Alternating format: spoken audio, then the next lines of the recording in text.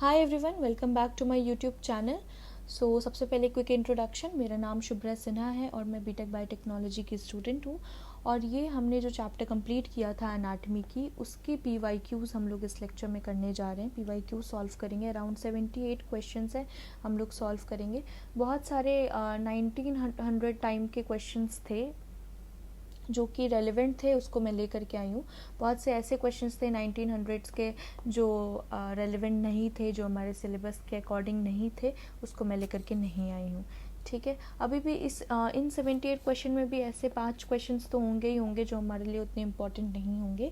बाकी जितने हमारे लिए इम्पोर्टेंट है हम लोग उस पर ध्यान देंगे। ठीक है, तो ये मेरा यूट्यूब चैनल है गाइज़। अगर वीडियो अच्छी लगे तो प्लीज़ इस चैनल को सब्सक्राइब कर दीजिएगा, वीडियो को प्लीज़ लाइक कर दीजिएगा एंड कमेंट कर दीजिएगा।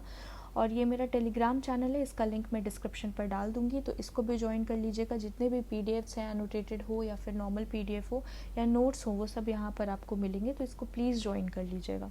तो चलिए शुरू करते हैं। यहाँ पे जो हमारे क्वेश्चंस हैं वो सबसे पहले टिश्यूज़ पर बेस्ड है, जो हमने पढ़ा है उसी पर बेस्ड है। तो फ्लोएम इन जिम्नोस्पर्म लैक्स, यहाँ पे पूछ रहे हैं जिम्नोस्पर्म में फ्लोएम की कौन सी कंपोनेंट नहीं होती है। तो अगर हम फ्लोएम की बात करें कि फ्लोएम की कौन सी कंपोनेंट नहीं होती है, तो जिम्नोस्पर्म के केस में हमें अगर याद हो, मैंने बताया है अपने लेक्चर में कि फ्लोएम के केस में हमारे पास 4 एलिमेंट्स इन टोटल होता है। ठीक है, एंजियोस्पर्म की जब हम बात कर रहे हैं, जब हम एंजियोस्पर्म की बात करें तो हमारे पास 4 एलिमेंट्स होता है। कौन कौन सा? Phloem parenchyma, phloem fibre, sieve cells या फिर sieve tube cells, sieve tube और कंपेनियन सेल, ये हमारी होती है। लेकिन जिम्नोस्पर्म की जब हम बात करते हैं ना, तो हमारी सीव ट्यूब नहीं प्रेजेंट होती और कंपेनियन सेल नहीं प्रेजेंट होती इन केस ऑफ जिम्नोस्पर्म। इसकी जगह पे अल्टरनेटिवली हमारे पास क्या प्रेजेंट होता है? सीव सेल होता है। ये हमारा जिम्नोस्पर्म में प्रेजेंट होता है, ये हमारा पैरेन्काइमा में प्रेजेंट होता है। अगर हम जिम्नोस्पर्म की बात करें तो सीव सेल जो है हमारा सीव ट्यूब के बदले प्रेजेंट होता है, एंड कंपेनियन सेल के बदले हमारे पास क्या प्रेजेंट होता है? Albuminous cell. एल्ब्यूमिनस सेल हमारा प्रेजेंट होता है। तो जिम्नोस्पर्म क्या लैक करता है, यहाँ पर सवाल ये पूछा था। तो हमें पता है जिम्नोस्पर्म क्या लैक करता है। जिम्नोस्पर्म हमारा sieve tube and companion cell दोनों को ही लैक करता है। Albuminous cells and sieve cells तो इनके बदले में यहाँ पे प्रेजेंट होता है। सीव ट्यूब ही नहीं, सिर्फ कंपेनियन सेल नहीं, तो दोनों ही हमारा ऑप्शन नंबर ए हमारा करेक्ट हो जाता है। सेकेंड क्वेश्चन देखो। सेकेंड क्वेश्चन है regeneration of damaged growing grass followed by grazing is largely due to intercalary meristem. याद करो, जब मैं पढ़ा रही थी तो मैंने बोला था कि ग्रासेस को हार्बीवोर्स क्या करते हैं? ग्रेज कर जाते हैं। हार्बीवोर क्या करते हैं? ग्रासेस को ग्रेज कर जाते हैं। और एपिकल मेरिस्टेम हमारी, अगर ये ग्रास है कोई पर्टिकुलर, अगर हमारे पास ये ऐसी ग्रास है तो यहाँ टिप पर हमारे पास क्या प्रेजेंट होती है? टिप पर हमारे पास प्रेजेंट होती है एपिकल मेरिस्टेम। एपिकल मेरिस्टेम हमारी टिप पर प्रेजेंट होती है। लेकिन ग्रेजिंग हार्बीवोर आते हैं और ये पूरा जो पोर्शन है, ये पूरा पोर्शन वो खा जाते हैं। ठीक है, तो फिर भी लेकिन जब हम देखते हैं बाद में ग्रास को कुछ टाइम के बाद, तो वापस से ग्रास जो है वो उतनी अपनी लेंथ को रीगेन कर लेती है। ये लेंथ कैसे रीगेन करती है? क्योंकि कुछ पोर्शन जो है इंटर कैलरी मेरिस्टेम का वो यहाँ पे प्रेजेंट होता है, जो कि उसको वापस से रीजनरेट करवा देता है। तो इसका आंसर क्या होगा हमारे पास? इंटर कैलरी मेरिस्टेम इसका आंसर होगा।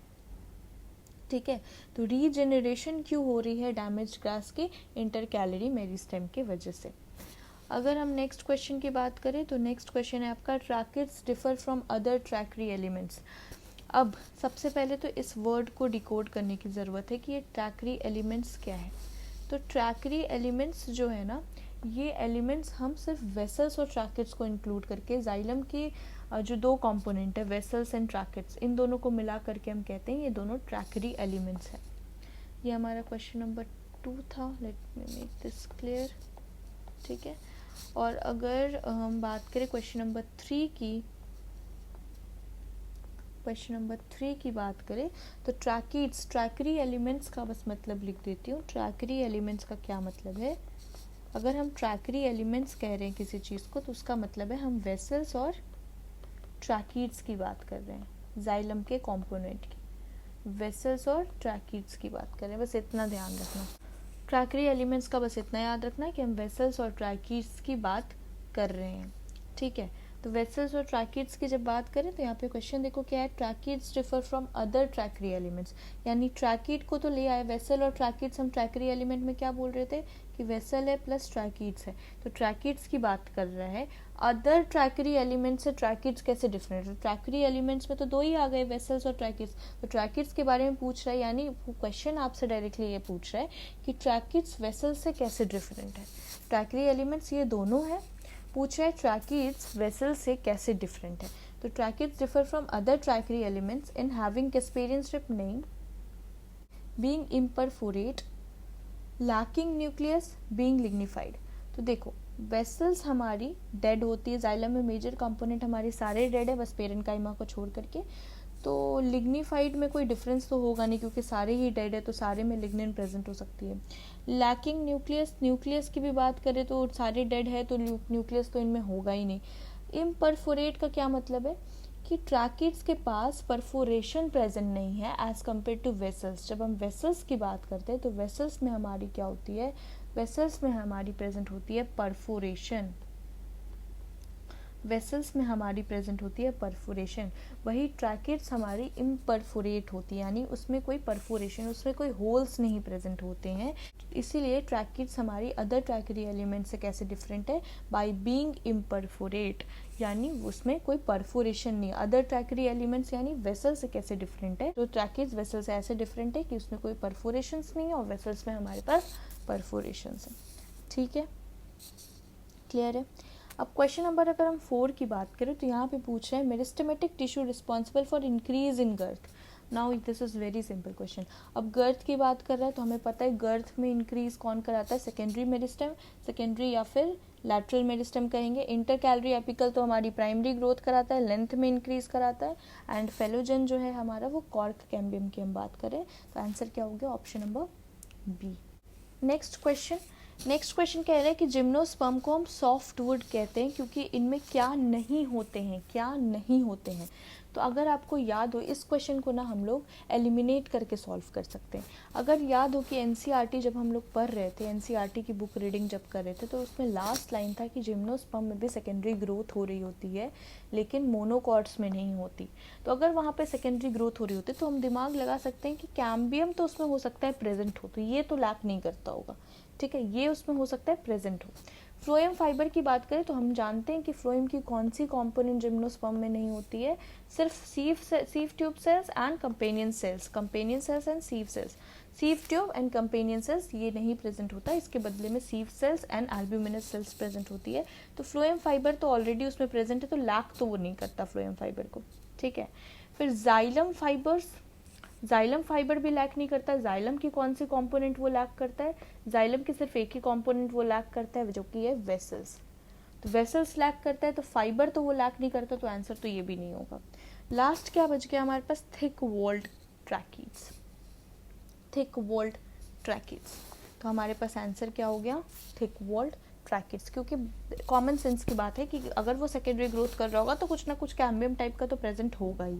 फ्लोएम फाइबर उसमें प्रेजेंट होता ही है, वो लैक नहीं करता। जाइलम फाइबर भी उसमें प्रेजेंट होता है, जाइलम के केस में सिर्फ वेसल लैक करता है एंड फ्लोएम के केस में sieve tube and companion cell को वो लैक करता है। तो बच क्या गया हमारे पास, थिक वॉल ट्रैकीड्स। एक और चीज़, एक और तरीका, ये तो था हम एलिमिनेट करके इस क्वेश्चन को सॉल्व कर लिए।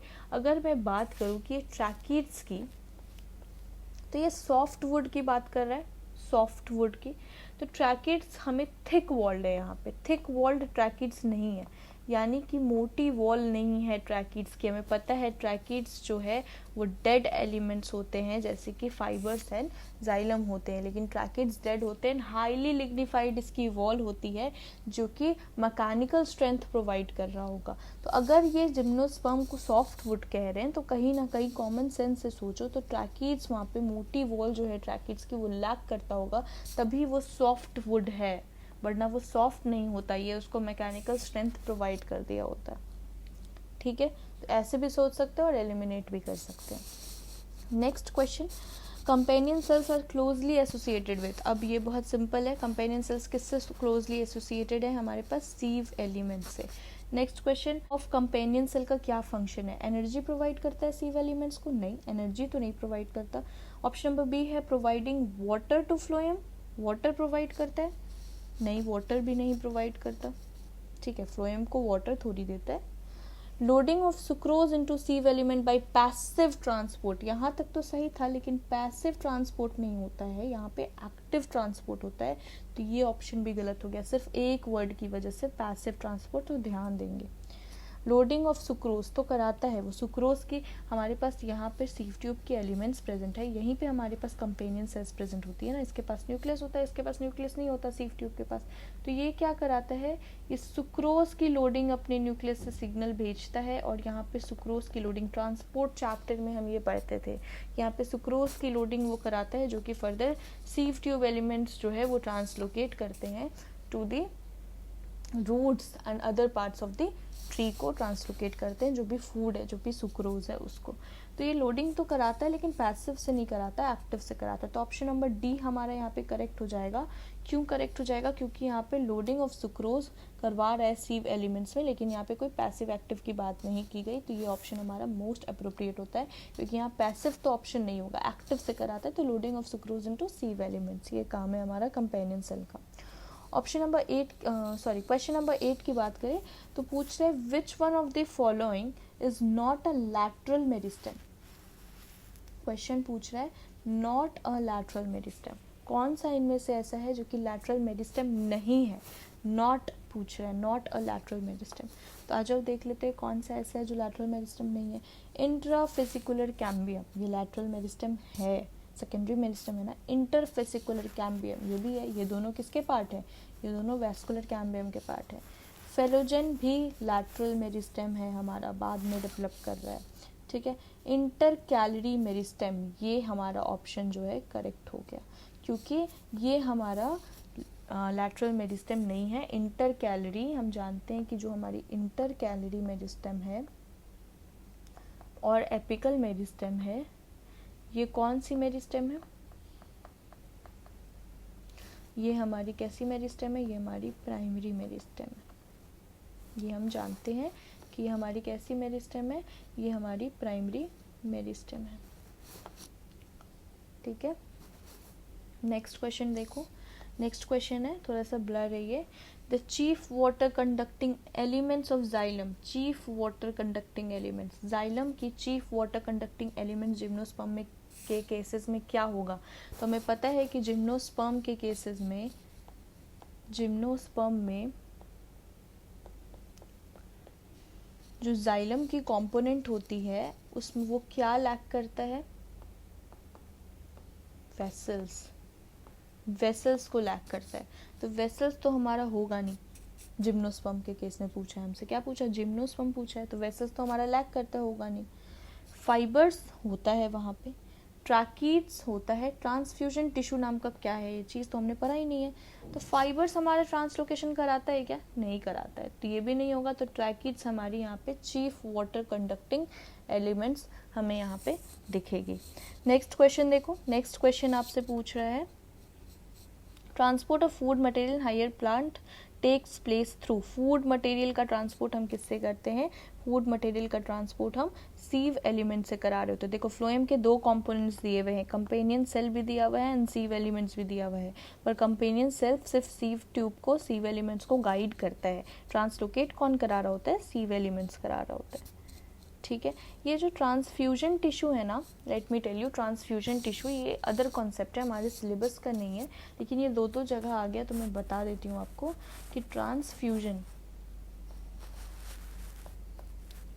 ये जो हमारा ट्रांसफ्यूजन टिश्यू है, तो एक्चुअली होता क्या है ना, जो हमारा एंडोडर्मिस है ना, जो हमारा एंडोडर्मिस है, ये दो तरह के सेल्स होते हैं इसमें, thick walled and thin walled, thick walled and thin walled type of cell present होते हैं।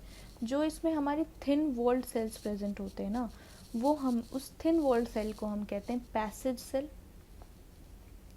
पैसिव सेल या फिर ट्रांसफ्यूजन सेल कहते हैं, ट्रांसफ्यूजन सेल, क्योंकि ये क्वेश्चन 2 बार आ गया है। इसको आप जिसको समझना है वो समझ सकते हैं, जिसको नहीं समझना है वो स्किप कर सकते हैं, ठीक है। तो मैंने क्या बोला, मैंने बोला कि ट्रांसफ्यूजन टिश्यू क्या है, बेसिकली एंडोडर्मिस हमारी 2 पार्ट में डिवाइडेड होती है, थिक वॉल्ड भी हो सकती है, वो थिन वॉल्ड भी हो सकता है। अगर वो थिन वॉल्ड है तो उसके सेल्स को हम पैसिव सेल कहते हैं, या फिर उसको दूसरे नाम से हम ट्रांसफ्यूजन सेल कहते हैं। बहुत सारे सेल्स मिलकर के हमारे टिश्यू बनाते हैं। ये जो ट्रांसफ्यूजन सेल है ना, क्योंकि एंडोडर्मिस हमारी कॉर्टेक्स और स्टिले को डिवाइड करता है, एंडोडर्मिस के नीचे बाद वाली पोर्शन को हम क्या कहते हैं, स्टिले। तो ये क्या करता है, डिवाइड करता है,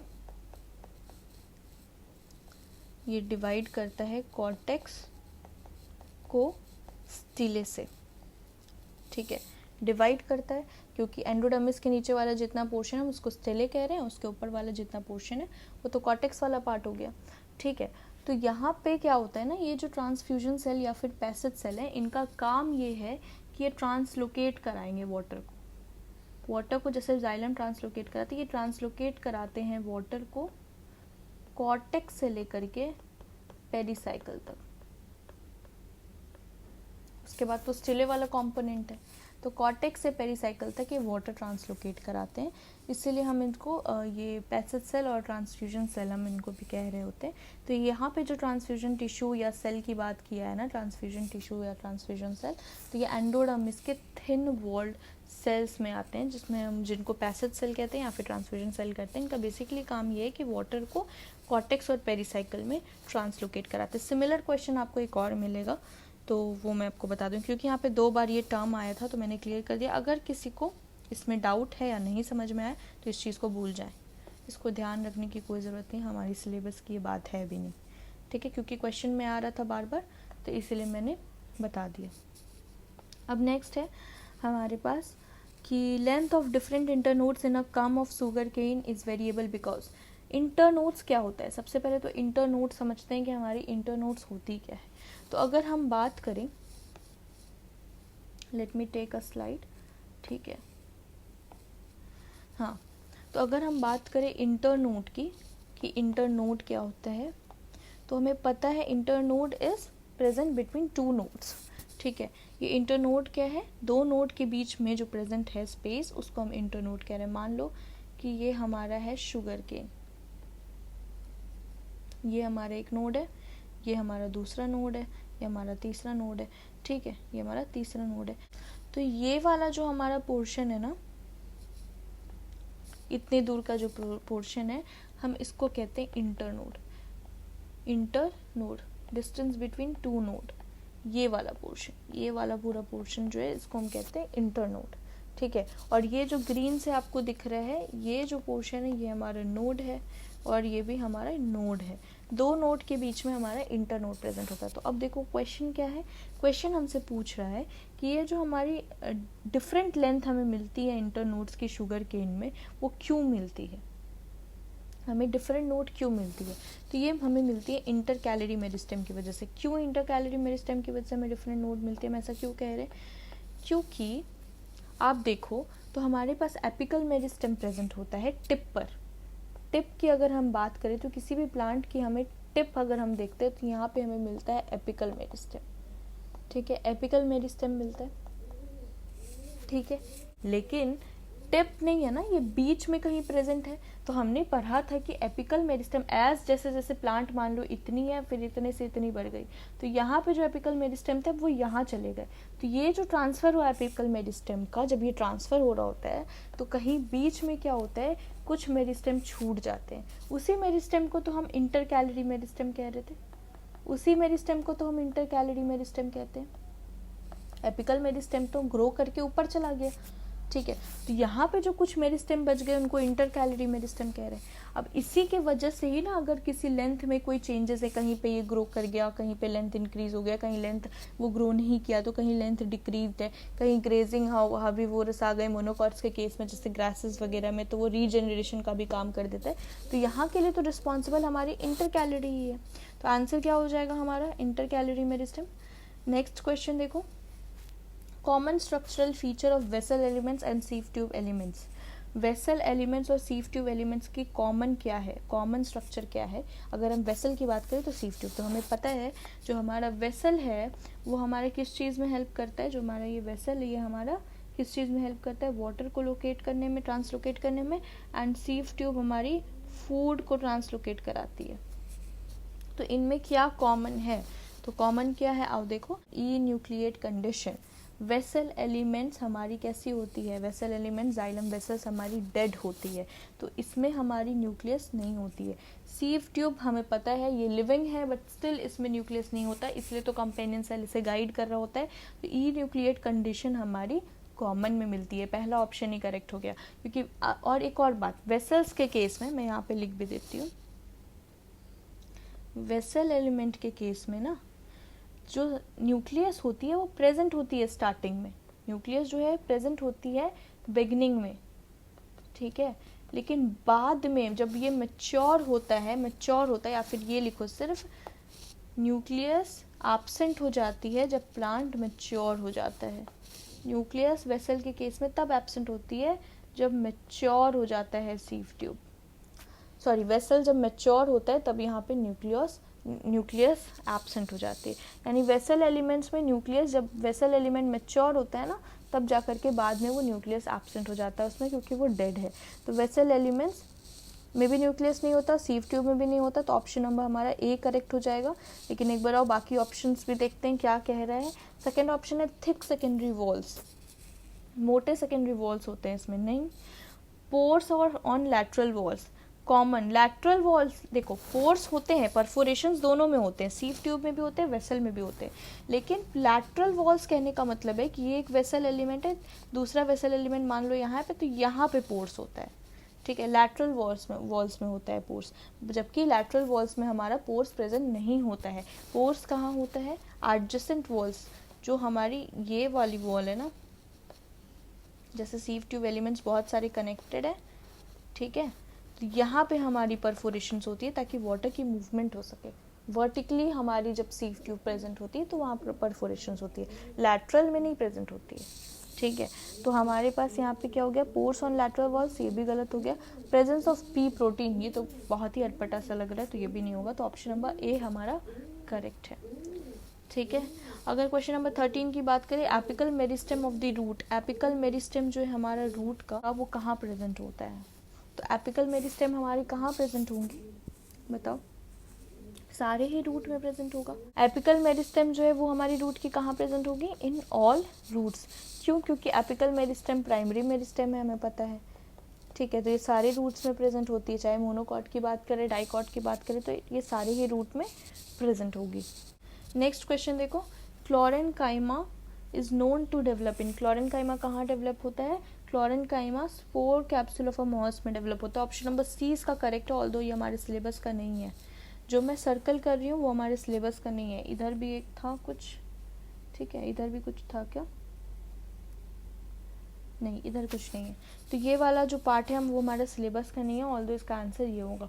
क्लोरेनकाइमा, इसको याद कैसे, अब मान लो अगर आपको ध्यान रखना तो कैसे रख सकते हो, क्लोरेनकाइमा कॉलेनकाइमा बहुत सेम साउंड कर रहा है। कॉलेनकाइमा क्या करता है, स्ट्रेंथ प्रोवाइड करता है, कॉलेनकाइमा क्या करता है, स्ट्रेंथ प्रोवाइड करता है। तो अगर वो स्ट्रेंथ प्रोवाइड करेगा तो कहाँ पे, स्पोर क्या होता है, वो बहुत हाईली रेजिस्टेंट होता है, तो यहाँ पे प्रेजेंट होगा कहीं ना कहीं। और लेकिन इसका असल मतलब ये है कि क्लोरेनकाइमा कहाँ डेवलप होता है, स्पोर कैप्सूल ऑफ मॉस में इसलिए डेवलप होता है क्योंकि यहाँ पे फोटोसिंथेसिस कराना है, और क्लोरेनकाइमा क्या बियर करता है, क्लोरोफिल बियर करता है, और यहाँ पे मॉसेस के केस में उसको फोटोसिंथेसिस कराना है, इसीलिए वो यहाँ पर प्रेजेंट होता है मॉसेस के स्पोर्स में, मॉसेस के स्पोर्स में वो प्रेजेंट होता है। बट याद रखने के लिए मैंने ऐसे बताया कि क्लोरेनकाइमा कॉलेनकाइमा सेम साउंड कर रहा है, तो मैकेनिकल स्ट्रेंथ प्रोवाइड करेगा, स्पोर हाईली रेजिस्टेंट होता है, इसलिए इसका आंसर स्पोर वाला पार्ट हो जाएगा। लेकिन ज़रूरी नहीं है क्वेश्चन में ऐसे ही आए तो दिमाग लगा सकते हैं। नेक्स्ट क्वेश्चन देखो, cells of quiescent centre are characterized by, सबसे पहले क्विसेंट सेंटर क्या होता है ये समझते हैं हम लोग। 15 नंबर क्वेश्चन, अगर हम बात करें क्विसेंट सेंटर की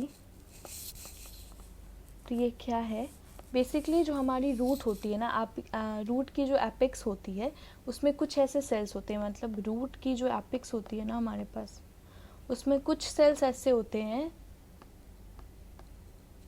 कम सेल्स ऐसे होते हैं जो इनएक्टिव होते हैं। इनएक्टिव होते हैं मतलब वो जनरली डिवाइड नहीं करते। इनएक्टिव होते हैं, डू नॉट डिवाइड रेगुलरली, वो रेगुलरली डिवाइड नहीं कर रहे होते। कुछ ऐसे सेल्स होते हैं रूट के केस में, ठीक है, रूट की जो एपेक्स है उसमें कुछ सेल्स होते हैं जो इनएक्टिव होते हैं, जो कि रेगुलरली डिवाइड नहीं कर रहे होते हैं, और रेगुलरली डिवाइड नहीं कर रहे होते, और इनकी जो डीएनए, आरएनए या बाकी कुछ ऑर्गेनल्स जैसे माइटोकॉन्ड्रिया, अदर ऑर्गेनल्स, वो बहुत लेसर अमाउंट में होती है। डीएनए आरएनए बहुत कम होता है इनके पास, ऑर्गेनेलीज जो होती है वो लेस डेवलप होती है, और इसी वजह से ये जो है वो रेगुलरली डिवाइड नहीं करते। इनके पास क्या होता है, इनके पास स्मॉल न्यूक्लियाई होता है, क्योंकि डीएनए आरएनए हमारा बहुत कम है, तो हम इनके पास क्या होता है, इनके पास स्मॉल न्यूक्लियाई प्रेजेंट होता है, और ये सिर्फ तभी डिवाइड करते हैं जब सेल हमारी इंजर्ड हो चुकी है और उनको रिपेयर करना है, तो ये हमारे काम करते हैं। क्विसेंट स्टेज भी हम लोग पढ़ते हैं, ठीक है। तो क्विसेंट का मतलब ही है स्टॉप समथिंग, तो ये रेगुलरली डिवाइड नहीं कर रहे होते। तो इसका आंसर हमारे पास क्या हो जाएगा, इसका आंसर हमारे पास हो जाएगा कि हैविंग लाइट साइटोप्लाज्म, हाँ ठीक है, ऑर्गेनेलीज इसमें कम होती है, स्मॉल न्यूक्लियाई, तो स्मॉल न्यूक्लियाई होता है, तो आंसर हमारे पास हो जाएगा यहाँ पर बी ऑप्शन। ऑल्दो ये भी हमारे सिलेबस का नहीं था, बट मैंने बता दिया। क्वेश्चन नंबर 16 है। देखो बहुत सारे क्वेश्चंस थे PYQs में जो हमारे सिलेबस के नहीं थे, मैंने बहुत सारी चीज़ों को हटाया है, लेकिन ये सारे भी क्वेश्चंस थे जो कि बीच बीच में प्रेजेंट थे, तो उनको मेरे लिए हटाना एक एक करके पॉसिबल नहीं था प्रैक्टिकली, तो इस वजह से मैंने उनको रखा है, और थोड़ा सा मैं आपको एक्सप्लेन कर दे रही हूँ, लेकिन मैं आपको बता दे रही हूँ कि ये हमारे सिलेबस का नहीं है, तो उसको ध्यान में रखिएगा, ठीक है। क्योंकि 2003 का पूछा हुआ क्वेश्चन है, बहुत पुराना है, मैक्सिमम आप 2010 से आप सॉल्व कर लो तो बहुत है वो आपके लिए, 2010 से लेकर के अभी करंट तक। तो इस वाले PYQs जो मैं लेकर के आती हूँ, क्योंकि मेरे पास अभी करंट के PYQs अवेलेबल नहीं है, 24 के नहीं है, 25 तो अभी होगा ही, 23 के PYQs नहीं है, तो ये सारे PYQs मेरे पास नहीं है, मतलब 2-3 साल के जो इधर नीट के एग्ज़ाम्स हुए हैं, तो वो मैं आपको बाद में कराऊंगी, या फिर आप अगर चाहो तो उसको जस्ट आप सर्च करके, आपके पास अगर न्यू PYQ की बुक है, क्योंकि मेरे पास ओल्ड बुक है, मेरी वाली बुक है, तो मैंने अभी नई ली नहीं है, तो जब मैं नई लूँगी तो उसके बाद से फॉर श्योर करंट PYQs भी मैं करवाने लग जाऊँगी, लेकिन अभी मेरे पास वो अवेलेबल नहीं है, तो आप लोग जो है वो नई जो क्वेश्चन है वो आप ऑनलाइन आप देख करके सॉल्व कर लीजिएगा, या अगर आपके पास बुक है तो आप सॉल्व कर लीजिएगा। कहीं कोई दिक्कत आए तो प्लीज़ आप कमेंट सेक्शन में पूछेगा, मैं ज़रूर उसका रिप्लाई करूँगी, या फिर मैं अगर पॉसिबल होगा तो मैं उस पर एक वीडियो भी बना करके डाल दूँगी, ठीक है। अब नेक्स्ट क्वेश्चन देखो, which of the following statement is true पूछ रहा है, कौन सा है। Vessels are multicellular with wide lumen, सही बात है, वेसल्स मल्टी सेलुलर होती है और वाइड ल्यूमेन होती है, तभी तो वाटर ट्रांसपोर्ट कराएगी। Tracheids are multicellular with narrow lumen तो सही है, but tracheids are not multicellular, ये ध्यान रखना, जो हमारा ट्रैकिड्स है वो यूनिसेलुलर होता है ऑरिजिन का, यूनिसेलुलर ऑरिजिन होता है, तो हमारे पास ऑप्शन नंबर बी गलत हो गया। Vessels are unicellular, vessels multicellular होते हैं, तो ये भी गलत हो गया। ट्रैकिड्स यूनिसेलुलर, लेकिन यहाँ पे वाइड ल्यूमेन नहीं होता, ट्रैकिड्स की नैरो ल्यूमेन होती है, तो ये भी हमारे पास गलत हो गया। Option number A is correct, vessels are multicellular with wide lumen. Next question देखो, एक्सिलरी बर्ड और टर्मिनल बर्ड जो है हमारा, वो डिराइव है किसकी एक्टिविटी की वजह से, एक्सिलरी बर्ड या फिर टर्मिनल। एक्सिलरी बर्ड का क्या मतलब है, अगर कोई एक प्लांट है तो उसके एक्सिल पोजीशन पर नोड है, ये नोड एक्सिल पोजीशन पर जो बर्ड प्रेजेंट होता है, और हमारी टर्मिनल बर्ड यानी एंड पे जो बर्ड प्रेजेंट होता है वो किसकी एक्टिविटी की वजह से प्रेजेंट होता है, क्वेश्चन ये पूछ रहा है। तो ये हमारी प्रेजेंट होती है एपिकल मेरिस्टेम की, क्योंकि हमें पता है कि एपिकल मेरिस्टेम कहाँ प्रेजेंट होता है, अगर हम एपिकल मेरिस्टेम की लोकेशन की बात करें तो ये टिप पे प्रेजेंट होता है, आइदर वो अगर रूट शूट टिप हो या फिर रूट टिप हो, इन दोनों के टिप पे क्या प्रेजेंट होगा, हमारे पास एक्सिलरी एपिकल मेरिस्टेम प्रेजेंट होगा। तो एपिकल मेरिस्टेम हमारी टिप पे प्रेजेंट होता है, और ये हमारी क्या कराता है, प्राइमरी ग्रोथ कराता है, यानी लेंथ में इंक्रीज कराता है, ब्रांचेस इंक्रीज कराएगा, तो यही हमारे लिए रिस्पॉन्सिबल होता है। और एक्सिलरी बर्ड जो है हमारी, वो क्या करती है, ब्रांचेस बना रही होती है, उससे फूल पत्तियाँ अदर ब्रांचेस वगैरह हमारे निकल रहे होंगे, तो एपिकल मेरिस्टेम हमारे इन सब चीज़ों में रिस्पॉन्सिबल होते हैं। नेक्स्ट क्वेश्चन देखो, vessels are found in, vessel किस में मिलता है? सारे एंजियोस्पर्म में, कुछ जिम्नोस्पर्म में, ऑल एंजियोस्पर्म में नहीं मिलता, there are always certain exceptions, ठीक है। तो मोस्ट ऑफ द एंजियोस्पर्म में मिलता है, फ्यू जिम्नोस्पर्म में भी मिलेगा, ठीक है। हम पढ़ते हैं ना कि वेसल जो है जिम्नोस्पर्म लैक करता है, पर जिम्नोस्पर्म में भी तो कुछ एक्सेप्शन हो सकता है ना। तो ये होता है एक्चुअली वेसल्स, अगर पर्टिकुलरली हमसे पूछ लिया जाए, 2002 का क्वेश्चन है इसलिए कंफ्यूजिंग है थोड़ा। वेसल्स हम पढ़ते हैं कि एंजियोस्पर्म में होता है, जिम्नोस्पर्म में नहीं होता, और टेरिडोफाइट वगैरह में तो होता ही नहीं है, ठीक है। लेकिन इस क्वेश्चन के हिसाब से मोस्ट ऑफ द एंजियोस्पर्म में होता है, ज़्यादातर एंजियोस्पर्म में, कुछ एक्सेप्शंस हमेशा होते हैं, तो मोस्ट ऑफ द एंजियोस्पर्म में होता है। कुछ जिम्नोस्पर्म में भी हो सकता है कि कोई रेयर एक्सेप्शन हो, जिम्नोस्पर्म में भी प्रेजेंट हो जाए, ठीक है। और सम टेरिडोफाइट में भी ये देखने को मिलता है, ये याद रखेंगे हम, इसको थोड़ा सा अपने दिमाग में याद रखेंगे। ऑल्दो ये बहुत पुराना क्वेश्चन है, बट स्टिल हम लोग इसको याद रखेंगे क्योंकि हमारे सिलेबस से बहुत ज़्यादा डिफरेंट नहीं है। वेसल की बात कर रहे हैं, हमने पढ़ा है कि वेसल एंजियोस्पर्म में होता है, जिम्नोस्पर्म लैक करता है वेसल्स को, ठीक है। लेकिन हमेशा यहाँ पे there are always certain exceptions, तो मोस्ट ऑफ द एंजियोस्पर्म, कभी नहीं कहेंगे कि ऑल एंजियोस्पर्म में वेसल प्रेजेंट हो सकता है। कुछ प्लांट ऐसे होंगे एंजियोस्पर्म के जिसमें वेसल्स नहीं हो, तो ऑल लिखना एक कॉन्ट्राडिक्ट स्टेटमेंट हो गया। तो हम क्या बोलेंगे कि मोस्ट ऑफ द एंजियोस्पर्म में हमें मिलेगा, और जिम्नोस्पर्म क्योंकि जनरली लैक करता है, बट हो सकता है कुछ जिम्नोस्पर्म में मिल सकता है एंड कुछ टेरिडोफाइट में भी हमें मिलता है। तो आंसर क्या होगा? Most of the angiosperm and few gymnosperm. यहाँ पे सम टेरिडोफाइटा बोला है, लेकिन यहाँ ऑल जिम्नोस्पर्म बोला है कि ऑल जिम्नोस्पर्म मिलते हैं, तो ये आंसर हमारे पास गलत हो जाएगा। तो ऑप्शन नंबर बी हमारा करेक्ट है। क्वेश्चन नंबर 19 देखो, मेच्योरिटी में विच of the following is non nucleated. Mature, जब सेल मेच्योर हो जाता है तो कौन सा इनमें से ऐसा है जो नॉन न्यूक्लिएट होता है, जो ई न्यूक्लिएट कंडीशन होता है, यानी न्यूक्लियस नहीं प्रेजेंट होता है। तो बहुत सिंपल सा आंसर है, कौन सा है हमारे पास? Sieve cell. Which of the following, हमें पता है कंपेनी सेल के पास न्यूक्लियस होता है, तभी तो वो सीव सेल को गाइड करता है। देखो ये कितना पुराना क्वेश्चन है, बट ये हमारे सिलेबस रेलिवेंट है। क्वेश्चन नंबर 20 है, which of the following is not true about sclereids. Not true, कौन सा ऐसा फॉलोइंग इन सब में से है जो कि स्क्लेरिड के लिए नॉट ट्रू है? तो आंसर देखो, these are group of living cells. Sclereid हमें पता है क्या होता है, डेड होता है, तो पहला ऑप्शन तो गलत हो गया, ठीक है। तो पहला ही ऑप्शन गलत है, not true, this is not true. But आगे पढ़ लेते हैं, these are found in nut shells, guava, pulp, pear. हाँ सही बात है। These are also called stone cells, भी हम इसको कहते हैं, कह सकते हैं, क्योंकि स्क्लेरिड्स कैसा होता है, डेड होता है, स्क्लेरेनकाइमा का बना होता है, तो ये हार्ड होता है, स्ट्रेंथ प्रोवाइड करता है। These are form of sclerenchyma with fibres, ये भी सही बात है। तो आंसर कौन सा हो गया? Option number A. Next question, cork cambium and vascular cambium are. तो हमें पता है ये वाला भी, ये बात लिखने की है नहीं, बट स्टिल अगर किसी को नहीं पता तो मैं बता दे रही हूँ। ये जो हमारा cork cambium and vascular cambium है, cork cambium and vascular cambium, ये दो तरह के कैम्बियम है जो कि किस में हम पढ़ते हैं? ये दो तरह के ऐसे कैम्बियम है जो कि हम पढ़ते हैं सेकेंडरी मेरिस्टेम के अंदर, जिसको हम लैटरल मेरिस्टेम, सिलेंड्रिकल मेरिस्टेम भी कह रहे होते हैं। तो ये सेकेंडरी मेरिस्टेम है जो कि क्या करवाते हैं? गर्थ में इंक्रीज कराते हैं। वैस्कुलर कैम्बियम की भी बात करें तो ये इंटर और इंट्रा होता है। इंट्रा जो है वो हमारा प्राइमरी ओरिजिन का होता है, और सिर्फ हमें किसके केस में हमें ये मिल रहा होता है? स्टेम के केस में मिल रहा होता, क्योंकि स्टेम में ही हमारे पास कॉन्जॉइंट अरेंजमेंट देखने को मिलता है। अगर पर्टिकुलरली भी बात करें तो किस स्टेम में? डाइकॉट के स्टेम में हमें देखने को मिलता है, मोनोकॉट में तो सेकेंडरी ग्रोथ हो भी नहीं रही होती है। और इंटर दोनों में ही, डाइकॉट स्टेम या रूट की हम बात करें तो इन दोनों में ही इसका ओरिजिन क्या होता है? सेकेंडरी ओरिजिन का होता है। ये क्लियर है? कॉर्क कैम्बियम हमारा पूरा ही सेकेंडरी ओरिजिन है, इसको हम फेलोजन के नाम से भी जानते हैं, और ये कॉर्टेक्स में मसीहा बनकर आता है और कॉर्टेक्स के सेल को डिवाइड करता है। अब क्वेश्चन देखो क्या पूछता है, हमने जितनी बातें थी हमने यहाँ रिवाइज कर ली। पूछ रहा है कि कॉर्क कैम्बियम और जो वेस्कुलर कैम्बियम है ये हमारा सेकेंडरी जाइलम एंड फ्लोएम का पार्ट है सेकेंडरी जाइलम एंड फ्लोएम का? नहीं।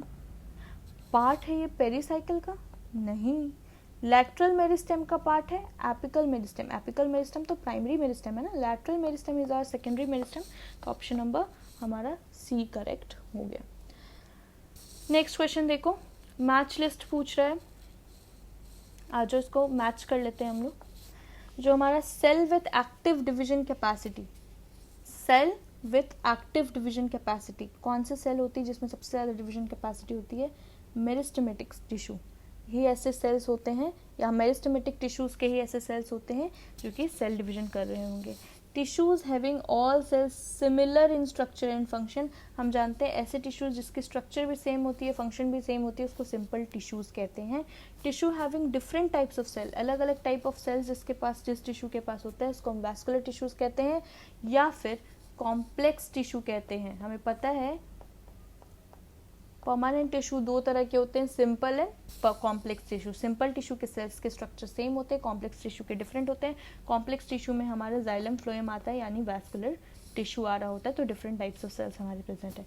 Dead cells with highly thicken walls and narrow lumen, ये हमारी स्क्लेरिड की बात कर रहे हैं कि स्क्लेरिड जो है वो डेड होते हैं, ठीक है।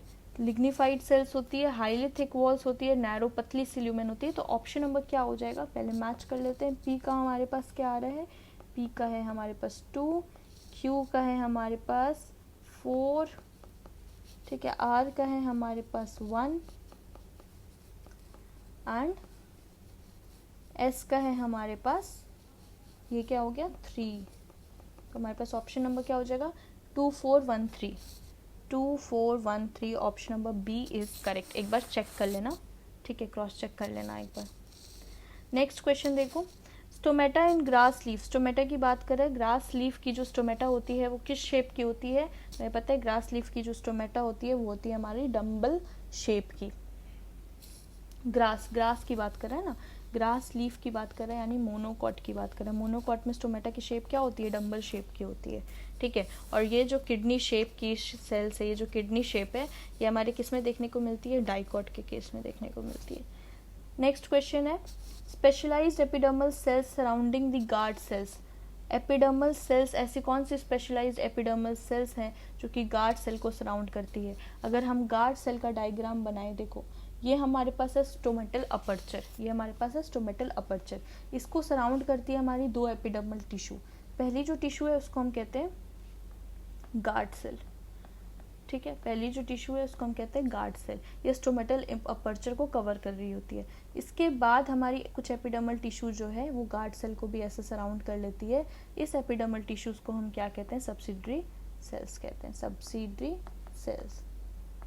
क्वेश्चन क्या पूछा है? ऐसे स्पेशलाइज्ड एपिडर्मल सेल्स जो कि गार्ड सेल को सराउंड करते हैं, स्टोमेटल अपर्चर की बात नहीं किया, गार्ड सेल की बात की है, जो कि गार्ड सेल को सराउंड करते हैं, उनको हम कहते हैं सब्सिडरी सेल्स। नेक्स्ट क्वेश्चन है आपका, vascular bundles in monocot are considered closed, क्यों कहते हैं मोनोकॉट में? क्योंकि हमें पता है कि मोनोकॉट में हमारी सेकेंडरी ग्रोथ नहीं होती है।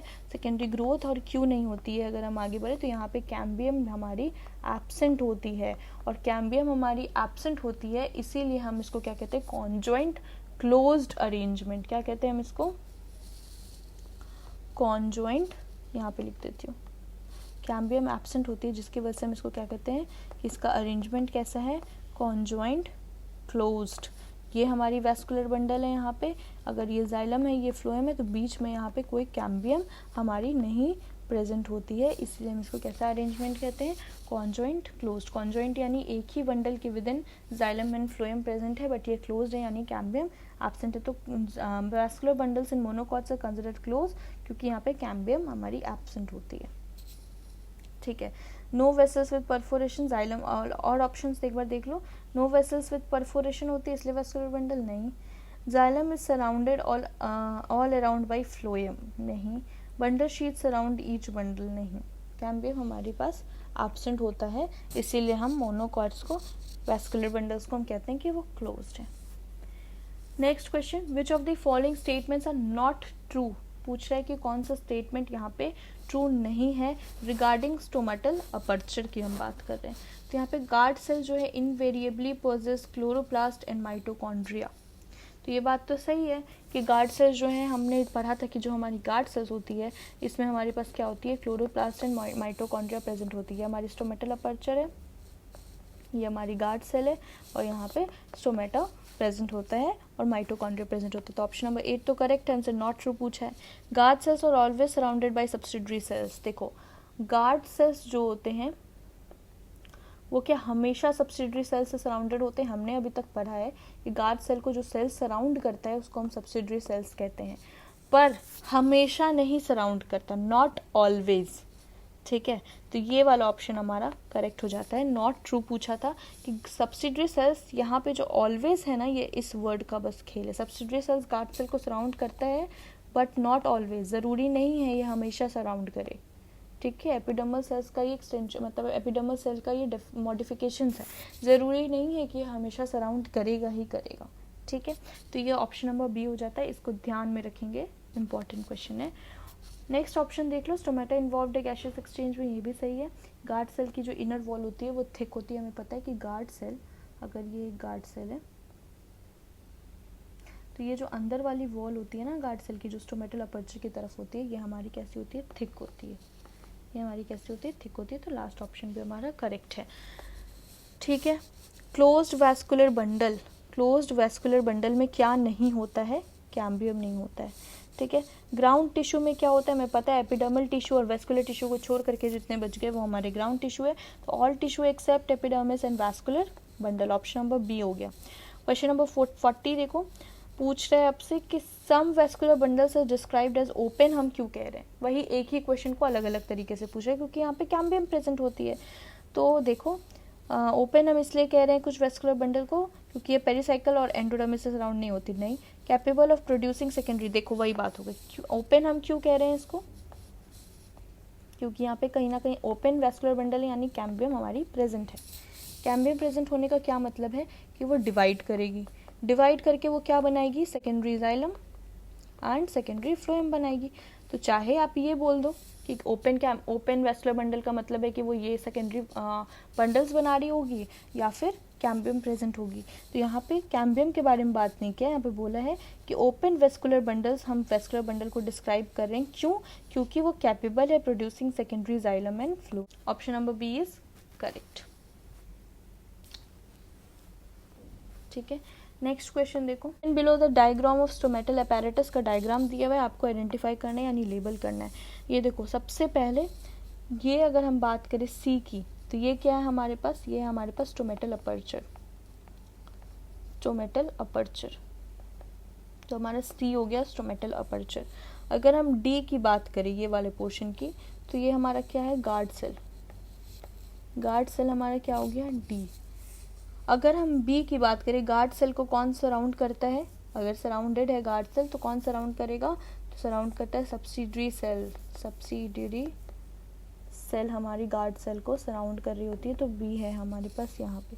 ए क्या है? ए हमारे पास और भी एपिडर्मल टिश्यूज जो भी सराउंड कर रही होंगी। जब हमने स्ट्रक्चर ऑफ स्टोमेटा पढ़ा था तो वहाँ पे मैंने बताया था एपिडर्मल टिश्यू सराउंड कर रही होगी।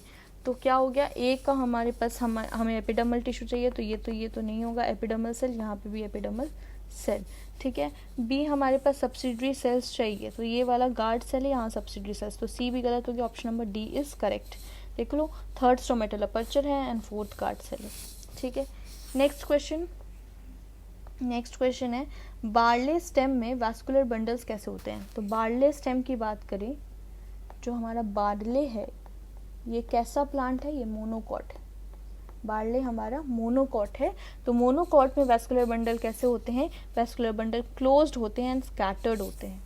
ठीक है, वैस्कुलर बंडल क्लोज्ड होते हैं, स्कैटर्ड होते हैं। यहाँ पे देखो ध्यान रखो, स्टेम की बात कर रहे हैं, बार्ले की स्टेम बात कर रहे हैं, यानी मोनोकॉट की स्टेम की बात कर रहे हैं। तो यहाँ पे वैस्कुलर बंडल हमें कॉन्जॉइंट मिलेंगे, स्टेम में कॉन्जॉइंट मिलता है एंड रूट के केस में हमें रेडियल अरेंजमेंट वैस्कुलर बंडल की मिलती है। तो कॉन्जॉइंट मिलेगा, तो यहाँ पे हम closed vascular and open vascular की हम बात कर सकते हैं।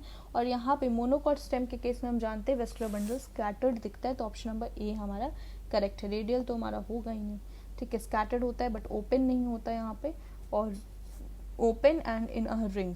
रिंग कैसे रिंग होगा जब कैम्बियम में हमारा नहीं प्रेजेंट है? तो question number 43, by collateral vascular bundle. अच्छा, अब ये है कॉन्सेप्ट हमारा जो कि इम्पॉर्टेंट है।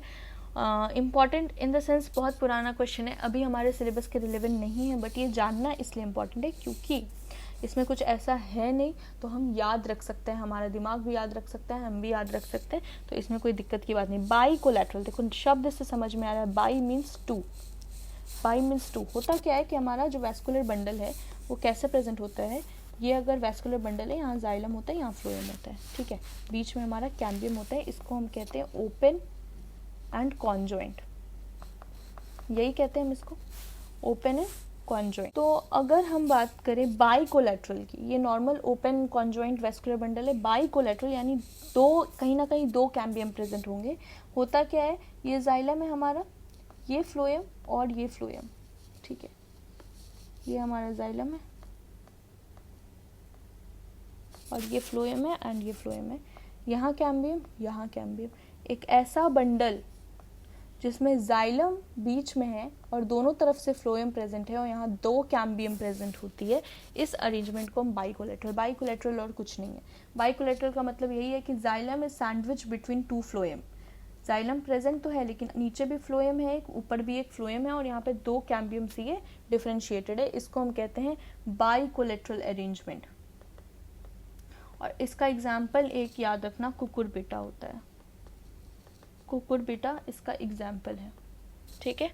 तो बाइकोलैटरल अरेंजमेंट समझ के, बाइकोलैटरल अरेंजमेंट क्या होता है, तो यहाँ पे आंसर क्या हो जाएगा हमारे पास, xylem being sandwich between phloem, xylem being sandwich between phloem, ठीक है, सैंडविच बन गया है, फ्लोएम ऊपर भी है नीचे भी है और यहाँ पे दो कैम्बियम प्रेजेंट होता है। नेक्स्ट क्वेश्चन देखो, transverse section of a plant shows anatomical feature. ये सारी कौन सी transverse section of plant show कर रही है, यहाँ पे पूछ रहा है category of plant and its part को आइडेंटिफाई करो। मतलब ये जो आपको कंडीशन दिया हुआ है, यानी ये जो है आपको फीचर्स दिया हुआ है प्लांट के ट्रांसवर्स सेक्शन का, आपको बताना है कि इनमें से कौन सा प्लांट है, ये मोनोकॉट है, स्टेम है, रूट है, डाइकॉट है, क्या है, ये आपको बताना है। तो देखो सबसे पहले large number of scattered vascular bundle, ये तो मैं मोनोकॉट के केस में मिलता है, पहला ऑप्शन तो मैं मोनोकॉट सजेस्ट कर रहा है, ठीक है। बंडल शीट से भी सराउंडेड होता है, ठीक है। और पर्टिकुलरली बात करें तो स्कैटर्ड कहाँ पे होता है, स्टेम में। रूट के केस में तो रेडियल अरेंजमेंट हमें देखने को मिलता है, अरेंज्ड होता है वो। सेकेंड है large conspicuous parenchymatous ground tissue, ये भी हमें स्टेम के केस में ही देखने को मिलता है, ग्राउंड टिश्यू हमें देखने को मिलता है बहुत ज़्यादा। थर्ड है वेस्कुलर बंडल कॉन्जॉइंट है एंड क्लोज्ड है, कॉन्जॉइंट तो हमें स्टेम में ही, अब तो कंफर्म हो गया कि स्टेम में, क्योंकि रेडियल अरेंजमेंट में कॉन्जॉइंट हमें वेस्कुलर बंडल नहीं देखने को मिलता, वो रेडियली प्लेस्ड होते हैं, तो स्टेम में होता है और क्लोज्ड भी होता है।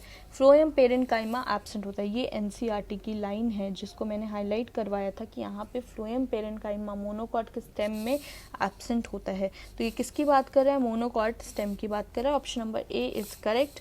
Grass leaves curl, grass leaves जो है वो हमारे कर्ल कर जाते हैं अंदर की तरफ ड्राई वेदर में। एप्रोप्रिएट रीजन क्या है इसका, एप्रोप्रिएट रीजन यही है क्योंकि जब हम पढ़ते हैं बुलिफॉर्म सेल्स के बारे में तो हम पढ़ते हैं कि एक तरह के कलरलेस और एम्प्टी सेल्स होते हैं जो कि टर्जिड जब होते हैं यानी फुले हुए होते हैं, यानी वाटर उसमें भरा हुआ होता है, तो लीफ यहाँ पे एक्सपोज्ड होती है। लेकिन जब ये फ्लैसिड होते हैं यानी ड्राई होते हैं, श्रिंक कर जाते हैं, तो लीफ हमारी कर्ल कर जाती है। तो ये किसकी वजह से होती है, flaccidity of bulliform cells. Option number C is correct. Question number 46 देखो, क्वेश्चन नंबर 46 है in dicot root and vascular cambium originate from. Dicot root में जो हमारी वैस्कुलर कैम्बियम है वो कहाँ से ऑरिजिनेट होती है, तो रूट के केस में हमने पढ़ा था, एक लाइन थी जिसको मैंने कहा था, थोड़ा सा कंफ्यूजिंग है बट इसको याद रखेंगे, below phloem and above xylem, above xylem particularly protoxylem के ऊपर और फ्लोएम के नीचे एक tissue, some kind of pericycle tissue present होता है जो कि वैस्कुलर कैम्बियम को बना रहा होगा। तो tissue located below the phloem bundles and a portion of pericycle tissue above protoxylem. तो ऑप्शन नंबर ए ही हमारा करेक्ट हो गया, ठीक है। नेक्स्ट क्वेश्चन देखो, Casparian strips occur in. Casparian strips हमें कहाँ पे मिलता है, एंड्रोडर्मिस के केस में हमें मिल रहा होता है। Root hair develop from the region of, root hair हमें कहाँ से मिलेगा, रूट हेयर हमें मैच्योरेशन रीजन से मिलता है। कैसे मैं कह रही हूँ, क्योंकि अगर आपको याद हो तो मैं जब रूट हेयर की बात करती हूँ तो मैंने कहा था कि ये एपिडर्मिस का इलोंगेशन है, एपिडर्मिस का इलोंगेशन है, ठीक है। ठीक है, एपिडर्मिस के सरफेस से प्रोट्रूड करता है, यानी एपिडर्मिस का एलोंगेशन। अगर एपिडर्मिस की बात करें तो एपिडर्मिस जो है वो हमारा परमानेंट सेल है, ठीक है, मैच्योर हो चुका है। तो अगर हम एपिडर्मिस से इलोंगेशन हो रहा है तो हम कह सकते हैं मैच्योर रीजन से वो इलोंगेट कर रहा है। तो कहाँ से डेवलप कर रहा है? मैच्योरेशन रीजन से। Cortex is the region found between, cortex कहाँ मिलता है? एपिडर्मिस एंड स्टिले, सही बात है। पेरिसाइकल और एंडोडर्मिस के बीच में कॉर्टेक्स होता है? नहीं। एंडोडर्मिस और पित्त के बीच में कॉर्टेक्स होता है? नहीं। ठीक है। एंडोडर्मिस एंड वैस्कुलर बंडल के बीच में होता है? नहीं। ऑप्शन नंबर ए है। और कैसे ऑप्शन नंबर ए है मैं बता देती हूँ। जब हम पढ़ते हैं तो हमने अरेंजमेंट देखा था कि जो एंडोडर्मिस है हमारा, उसके नीचे का जितना भी पार्ट है उसको हम कहते हैं, एंडोडर्मिस से नीचे जो भी पार्ट है, एंडोडर्मिस से नीचे जो भी पार्ट है उसको हम कहते हैं स्टिले। ठीक है। और एंडोडर्मिस के ऊपर हमारे पास प्रेजेंट होता है कॉर्टेक्स। ठीक है, कॉर्टेक्स, एपिडर्मिस, यही सब प्रेजेंट होता है। तो आपसे पूछ रहा है कि कॉर्टेक्स किसके बीच में होता है? तो एपिडर्मिस के बीच में होता है कॉर्टेक्स, एपिडर्मिस और ये जो पूरा कॉम्पोनेंट है स्टिले, इसके बीच में हमारा कॉर्टेक्स मिलता है। ठीक है। नेक्स्ट क्वेश्चन है, major characteristic of monocot root का मेजर कैरेक्टरिस्टिक क्या है? प्रेजेंस ऑफ, तो presence of vasculature without cambium, monocot root के केस में। कैम्बियम रूट के केस में देखो, कैम्बियम हमारा प्रेजेंट नहीं होता है। इंटरफेसिकुलर कैम्बियम की बात करें, इंट्रा तो ऐसे भी नहीं होता क्योंकि रेडियल अरेंजमेंट हमें देखने को मिलता है। ठीक है। तो मेजर कैरेक्टरिस्टिक मोनोकॉट रूट का क्या है? Vasculature without cambium. ठीक है, आओ देखते हैं। Cambium sandwich between phloem and xylem along the radius, नहीं, यहाँ पे तो हमें रेडियल अरेंजमेंट मिलता है, हर अलग अलग रेडियस पे हमें अलग अलग वेस्कुलर बंडल्स मिलते हैं। सेकंड ऑप्शन तो नहीं होगा। ओपन वेस्कुलर बंडल्स मिलता है? नहीं। स्कैटर्ड वेस्कुलर बंडल्स मिलता है? नहीं। स्कैटर्ड किसके केस में मिलता है? स्टेम के केस में मिलता है। मोनोकॉट के स्टेम के केस में हमें मिल रहा होता है। तो वेस्कुलेचर हमें यहाँ देखने को मिलता है, यानी वेस्कुलर बंडल्स देखने को मिलते हैं, बट कैम्बियम के बगैर देखने को मिलते हैं हमें। ठीक है, यानी इंटरफेसिकुलर कैम्बियम भी हमें नहीं प्रेजेंट होगा क्योंकि रेडियल अरेंजमेंट है, तो इंट्रा तो नहीं होगा और इंटर भी नहीं होता क्योंकि सेकेंडरी ग्रोथ यहाँ पे नहीं हो रही होती। Next question, you are given a fairly old piece of dicot stem, तुम्हें दिया गया है, और डाइकॉट रूट, डाइकॉट स्टेम और डाइकॉट रूट का तुम्हें ओल्ड पीस दिया गया है। कौन से स्ट्रक्चर्स है जो तुम इन दोनों को डिफ्रेंशिएट करने में यूज करोगी? हमें क्या क्या दिया गया, आ जाओ देख लेते हैं। डाइकॉट की हमें स्टेम दी गई है एंड डाइकॉट की हमें रूट दी गई है। तो कौन कौन से स्ट्रक्चर हैं जो हम देखेंगे इन दोनों को डिफ्रेंशिएट करते वक्त?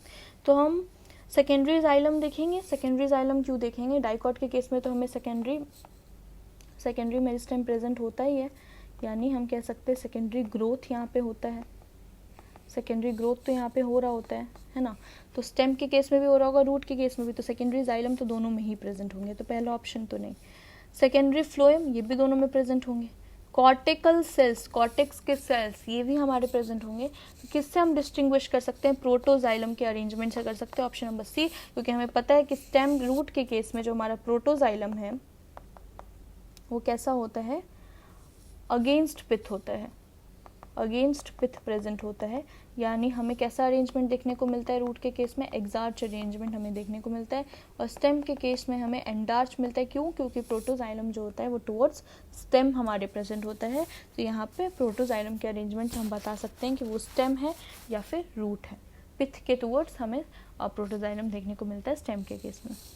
नेक्स्ट क्वेश्चन है, water containing cavities in vascular bundle. Water containing cavities vascular bundles में, वाटर कंटेनिंग कैविटीज जैसे वेसल्स वगैरह, जाइलम के एलिमेंट्स जो है वो कहाँ प्रेजेंट होंगी? तो जाइलम की एलिमेंट्स हमारे प्रेजेंट होती है। इसका आंसर मेज है। कहाँ प्रेजेंट होती है? मेज के केस में वाटर कंटेनिंग हमारी कैविटीज हमें देखने को मिल रही होती है।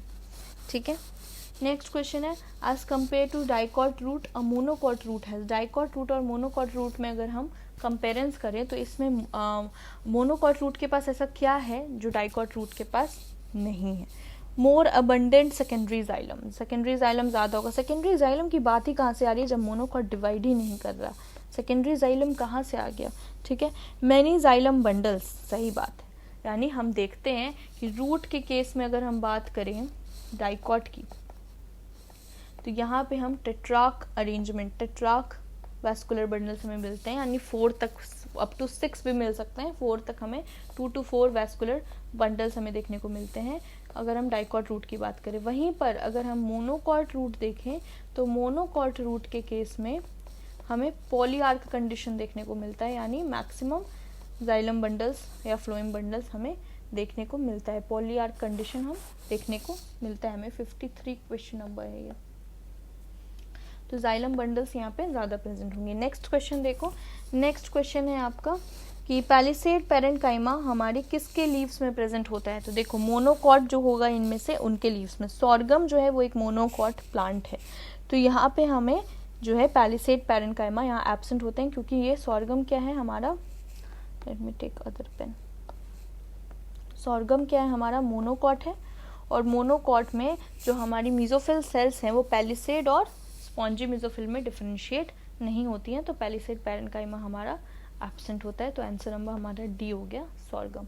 क्वेश्चन नंबर 55 देखो, annular and spirally thickened conducting elements generally develop in the protoxylem when the root of the stem is differentiating, इसका आंसर है, और ये हमारे सिलेबस का नहीं है, ठीक है, ये हमारे सिलेबस का नहीं है, इसको हम ध्यान नहीं रखेंगे। डिफरेंशिएटिंग होता है, लेकिन ये मैं बता दे रही हूँ आपको, इसका आंसर सी है, क्योंकि annular and spirally thick and conducting elements है ये, जो कि प्रोटोजाइलम के एलिमेंट्स होते हैं। प्रोटोजाइलम में ये डेवलप कर जाती है जब रूट ऑफ स्टेम जो है हमारी डिफरेंशिएट कर रही होती है, तब डेवलप करती है। मैच्योर थोड़ी कर रही होगी, मैच्योर हो गई होगी तो डिफरेंशिएट, यानी कि वो डेवलप कर रही है ना, यानी टिश्यू परमानेंट हो गया तो मैच्योर तो होगा नहीं। वाइडनिंग क्या होता है, इलॉन्गेशन भी नहीं होगा, डिफरेंशिएटिंग टिश्यू होगा, ठीक है।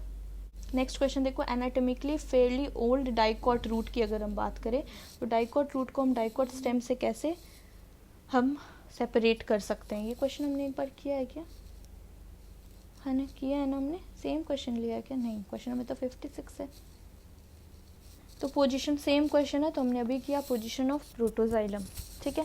नेक्स्ट देखो, पैसेज सेल्स, अभी मैंने बात करी थी, एक क्वेश्चन मैंने बोला था कि आएगा, पैसेज सेल्स या फिर ट्रांसफ्यूजन सेल्स, जो मैंने आपको यहाँ पे बताया कि पैसेज सेल्स और ट्रांसफ्यूजन सेल्स के बारे में। ये ट्रांसफ्यूजन टिश्यू को हम पैसेज सेल भी कहते हैं। एंडोडर्मिस की 2 टिश्यू होती है, thick walled and thin walled, thick walled and thin walled 2 tissue होती है, उसमें जो थिन वॉल्ड होती है सेल, उसको हम पैसेज सेल या फिर ट्रांसफ्यूजन सेल कहते हैं। इनका मेन काम है ट्रांसलोकेट कराता है वाटर को कॉर्टेक्स से लेकर के पेरिसाइकिल तक, ठीक है।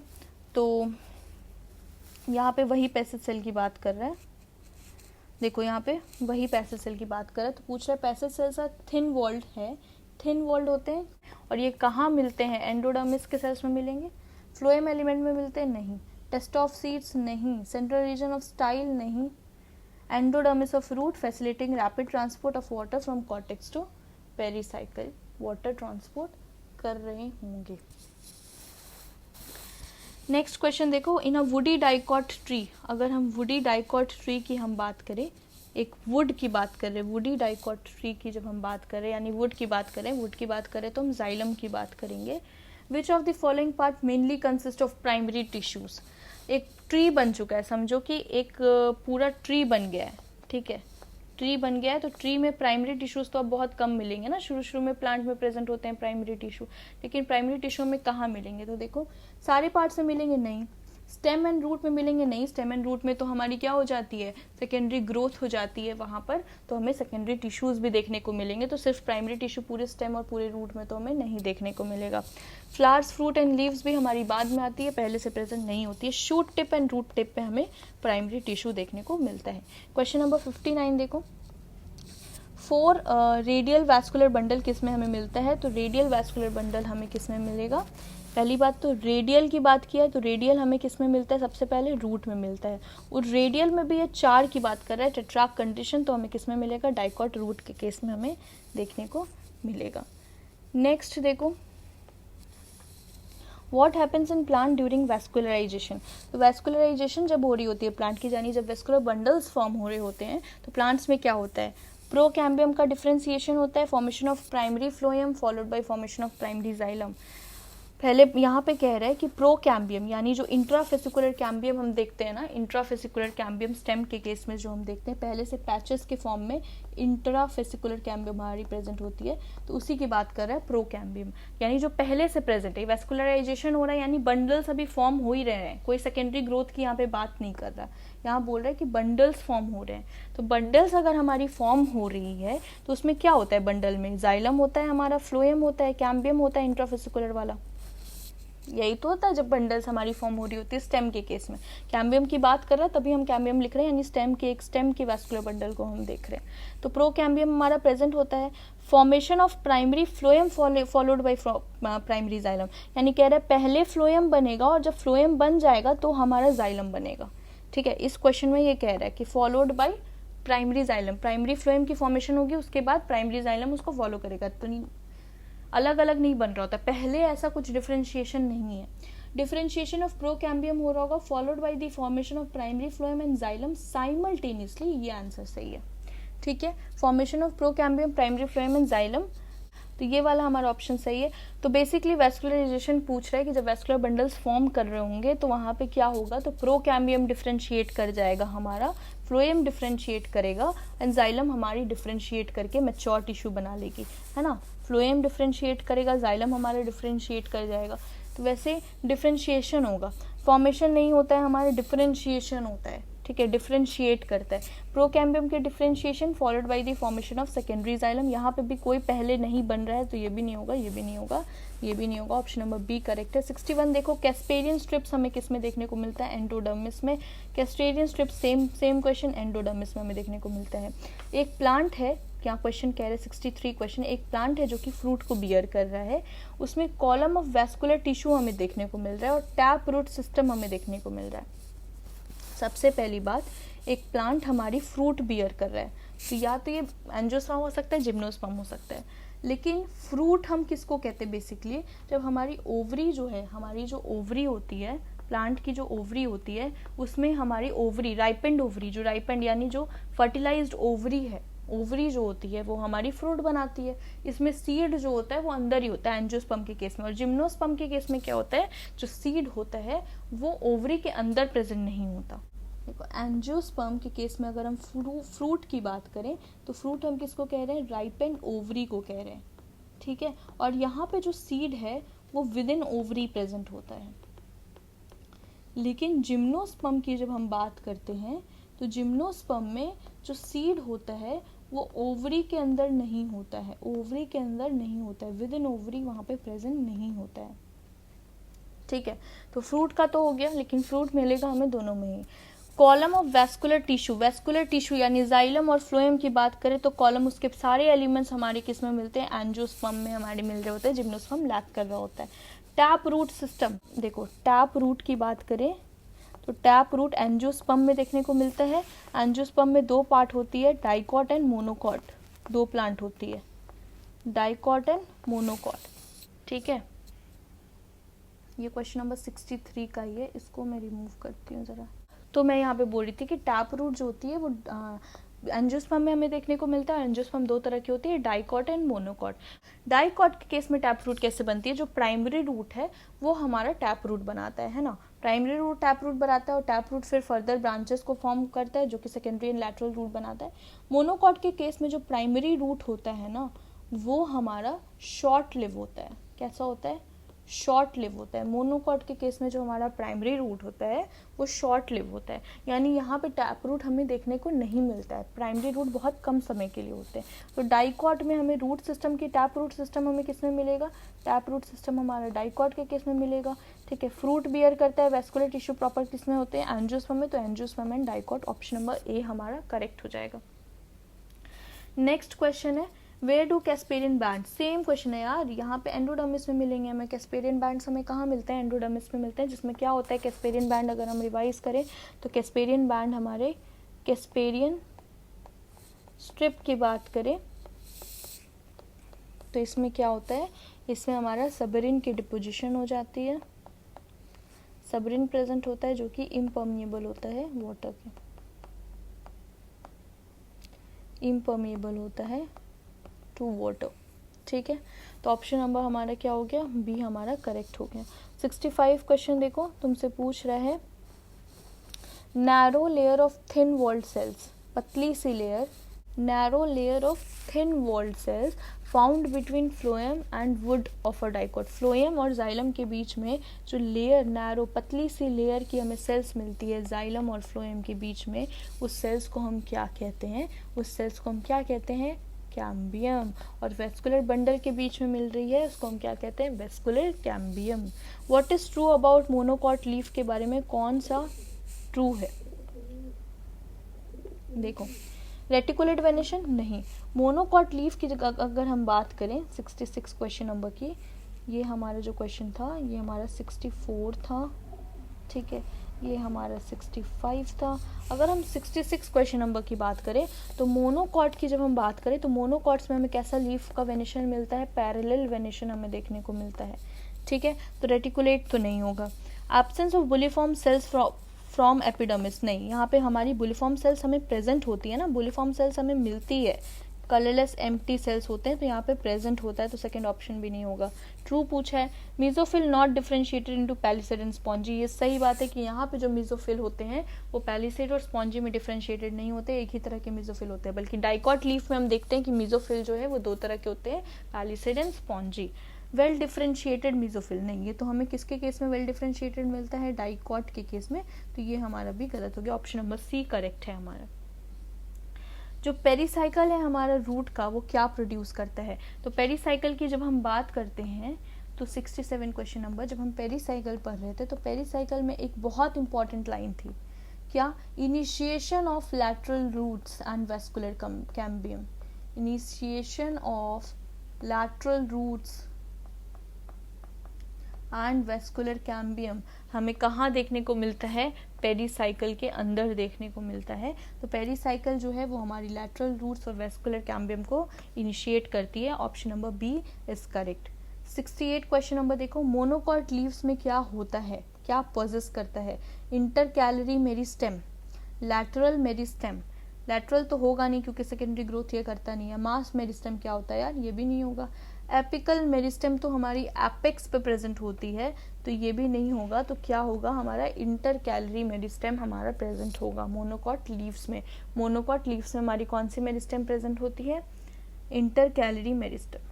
नेक्स्ट क्वेश्चन देखो, pith and cortex do not differentiate in, pith और कॉर्टेक्स किस में डिफरेंशिएटेड नहीं होते हैं, पिथ और कॉर्टेक्स किस में डिफरेंशिएट नहीं होते हैं, यानी पिथ और कॉर्टेक्स अलग अलग डिफरेंशिएटेड नहीं हमें देखने को मिलते हैं, किस केस में, अगर आप मोनोकॉट के स्टेम को देखो तो क्या मोनोकॉट का स्टेम बहुत ज़्यादा ही स्कैटर्ड होते हैं, यहाँ पे वेस्कुलर बंडल काफ़ी ज़्यादा स्कैटर्ड होते हैं पूरे पिथ में, ग्राउंड टिश्यू जो है वो हमारा फैला हुआ होता है यहाँ पर, ठीक है, फिर कॉर्टेक्स जो होते हैं वो अलग, मतलब पूरे अलग नहीं दिखते। अगर मैं आपको, किस में हमने पढ़ा था,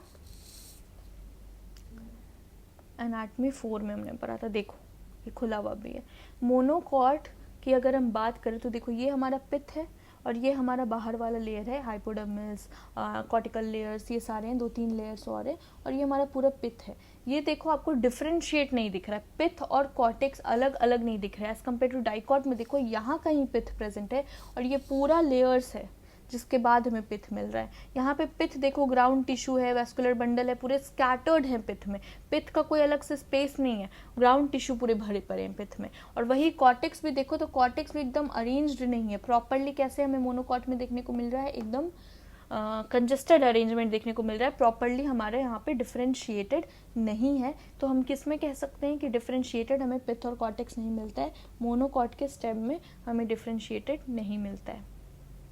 नेक्स्ट है, मैच करना है हमें, लेंटिसेल्स की बात करें तो लेंटिसेल्स हमारा क्या है, गैसेस को एक्सचेंज कराएगा। कॉर्क कैम्बियम की बात करें, कॉर्क कैम्बियम को हम फेलोजन के नाम से जानते हैं। सेकेंडरी कॉर्टेक्स हमारा फेलोडम है एंड कॉर्क में हमारी सबेरिन की डिपोजिशन हो जाती है, ये भी हम जानते हैं। तो पी का क्या हो जाएगा, लेंटिसेल्स हमारी गैसेस एक्सचेंज कराती है 3। क्यू का क्या हो जाएगा, क्वेश्चन नंबर 70 की बात करें, कॉर्क कैम्बियम हमारी फेलोजन कहते हैं, कॉर्क कैम्बियम को, है ना, फेलोजन ही तो होता है जो ऊपर की तरफ फेलम बनाता है यानी कॉर्क सेल्स बनाता है, और नीचे की तरफ हमारे पास क्या बनाता है, ये फेलोडर्म बनाता है, यानी सेकेंडरी कॉर्टेक्स बनाता है ना। तो कॉर्क कैम्बियम का हमारे पास क्या हो जाएगा, ऑप्शन नंबर 1 हो जाएगा फेलोजेन। आर का क्या होगा, सेकेंडरी कॉर्टेक्स हमारा फेलोडर्म है। एंड एस का क्या होगा, कॉर्क सेल्स हमारे पास सबरीन डिपोजिशन हो जाती है। तो 3142 ऑप्शन नंबर सी। ठीक है, क्वेश्चन नंबर 71 देखो, यहाँ पे भी मैच करना है, मैच नहीं करना है, करेक्ट पेयर हमें चूज करना है। पहला पूछ रहा है आपसे कि लूज पैरेन्काइमा के cells rupturing the epidermis and forming a lens shape, तो इसको क्या कहते हैं हम, लेंटी सेल्स कहते हैं। इसको क्या कहते हैं, इसको हम कहते हैं लेंटी सेल्स। क्या करेक्टली मैच्ड है, ये स्पॉन्जी पैरेन्काइमा बोल रहे हैं, नहीं। नेक्स्ट देखो, large colourless empty cells in the epidermis of grass leaves, यानी मोनोकॉट के लीव्स में हमें लार्ज कलरलेस एम्प्टी सेल्स मिलती है, उसको हम क्या कहते हैं, उसको हम कहते हैं बुलिफॉर्म सेल्स। उसको हम क्या कहते हैं, उसको हम कहते हैं बुलिफॉर्म सेल्स। तो क्या ये मैच कर रहा है, नहीं, सेकेंड ऑप्शन भी गलत। डाइकॉट लीव्स के केस में वैस्कुलर बंडल जो है वो surrounded by large thick walled cells, जिसको हम कंजक्टिव टिश्यू कह रहे हैं, नहीं, कंजक्टिव टिश्यू कहाँ से आ गया, ये तो डाइकॉट के रूट में हमें देखने को मिलता है। ठीक है, बंडल शीट सेल से सराउंडेड होता है, बट वो कंजक्टिव टिश्यू नहीं है। तो यहाँ पे जो है cells of medullary rays that form part of cambium ring, cambial ring. तो मेडुलरी रेस के जो सेल्स होते हैं वो की कैम्बियल रिंग बना लेते हैं। उन मेडुलरी रेस के सेल्स को हम क्या कहते हैं, इंटरफेसिकुलर कैम्बियम, है ना। तो ये हमारा करेक्टली मैच्ड पेयर है, तो option number D is correct. 72 देखो, आइडेंटिफाई द इनकरेक्ट स्टेटमेंट पूछ रहा है कि कौन सा स्टेटमेंट हमारा इनकरेक्ट है, इनकरेक्ट वर्ड्स पूछ रहा है हमारा। Hardwood does not conduct water but gives mechanical support, ये तो सही बात है, हमसे इनकरेक्ट पूछा है। Sapwood is involve in conduction of water and minerals from root to leaf, ये भी सही है, कंडक्ट कराता है। Is the innermost secondary xylem, sapwood हमारी इनर मोस्ट प्रेजेंट होता है और लाइटर इन कलर होता है। लाइटर तो होता है, ये तो सही बात है, लेकिन इनर मोस्ट प्रेजेंट होता है क्या, नहीं, यही इनकरेक्ट है। हमारी इनर मोस्ट क्या होती है, हार्टवुड। हार्टवुड जो होता है हमारा, ये होता है हमारा हार्टवुड, होता है हमारा इनर मोस्ट प्रेजेंट होता है, इनर मोस्ट प्रेजेंट होता है सेकेंडरी जाइलम के। ठीक है, तो सैपवुड नहीं होगा। लास्ट है due to deposition of tannin, resin, oil etcetera, heartwood is darker in colour, ये भी हमारा करेक्ट है। तो ऑप्शन नंबर सी जो है वो राइट ऑप्शन हो जाएगा, क्योंकि वो गलत है।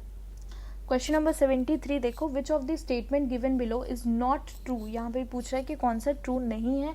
एनुअल रिंग की जो फॉर्मेशन होती है ट्रीज में, उससे रिलेटेड। तो annual rings are not prominent in trees of temperate region, prominent नहीं होता, यही सही है भाई, नॉट ट्रू पूछा था। टेम्परेट रीजन के ट्रीज में हमें एनुअल रिंग्स देखने को मिलता है, तो ये तो गलत है ना स्टेटमेंट, यही सही हो जाएगा। फिर भी पढ़ लेते हैं ऑप्शन नंबर बी देखो, annual ring is a combination of spring and autumn wood produced in a year, ये सही है। Differential activity of cambium causes light and dark bands of tissue early and late wood respectively, ये भी सही है। Cambium की activities climate पर depend करती है, ये भी सही है। ऑप्शन नंबर ए जो है वो हमारा करेक्ट हो जाएगा। नेक्स्ट क्वेश्चन देखो, secondary xylem and phloem, secondary xylem and phloem in dicot stem are produced by secondary xylem and secondary phloem, कौन प्रोड्यूस करेगा, सेकेंडरी मेरिस्टेम, जिसको हम लैटरल मेरिस्टेम के भी नाम से जानते हैं एंड सिलिंड्रिकल मेरिस्टेम के भी नाम से जानते हैं। ठीक है, तो हमारे पास क्या आ जाएगा यहाँ पे, एपिकल मेरिस्टेम नहीं, ये तो प्राइमरी ग्रोथ कराता है। तो सेकेंडरी जाइलम एंड फ्लोएम हमारा कौन प्रोड्यूस करता है, वैस्कुलर कैम्बियम हमारा प्रोड्यूस कर रहा होता है। सेकेंडरी मेरिस्टेम में कौन कौन से आते हैं, vascular cambium and cork cambium. Cork cambium cork को ही प्रोड्यूस कर रहा होगा, वैस्कुलर कैम्बियम वैस्कुलर बंडल्स को प्रोड्यूस कर रहा होगा, जिसमें जाइलम एंड फ्लोएम आएंगे। तो यहाँ पे आंसर क्या हो जाएगा, वैस्कुलर कैम्बियम। फेलोजन नहीं, फेलोजन क्या है, कॉर्क कैम्बियम है, ये कॉर्क को प्रोड्यूस कर रहा होगा। एक्सिलरी मेरिस्टेम्स ये क्या होते हैं, ये कोई मेरिस्टेम नहीं है, तो ये भी नहीं होगा। नेक्स्ट क्वेश्चन देखो, नेक्स्ट क्वेश्चन है प्लांट्स हैविंग लिटिल और नो सेकेंडरी ग्रोथ, ऐसे प्लांट जिसमें हल्का या फिर बिल्कुल ही सेकेंडरी ग्रोथ नहीं होता, वो प्लांट इनमें से कौन सा है, ग्रासेस। वो प्लांट कौन सा है हमारा, ग्रासेस, मोनोकॉट्स। ये क्या है हमारा, ये हमारा मोनोकॉट के केस में या तो हमें बहुत कम या फिर सेकेंडरी ग्रोथ बिल्कुल ही देखने को नहीं मिल रही होती है। नेक्स्ट क्वेश्चन है vascular cambium normally give rise to secondary xylem, primary phloem, periderm and phelloderm.